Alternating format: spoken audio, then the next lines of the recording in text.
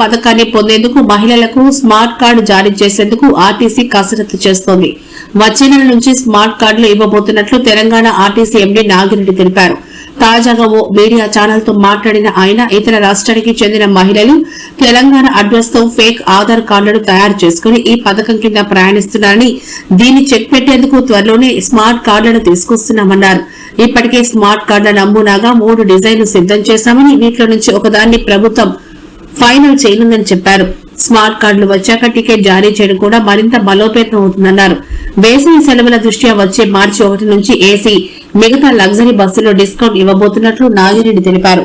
వీటిలోని ticket ధరలు express ticket ధరలతో సమానంగా తగ్గించే ప్రయత్నం చేస్తామన్నారు. పొల్యూషన్ నియంత్రించే భాగ్యంగా ఓఆర్ఆర్ లోపల ఎలక్ట్రిక్ బస్సులే నడపాలనే ఉద్దేశంతో ప్రభుత్వం నిర్ణయం తీసుకుందన్నారు. పీఎంఏ డ్రైవ్ కింద త్వరలో రాష్ట్రానికి 2000 బస్సులు రాష్ట్రానికి రాబోతున్నాయన్నారు.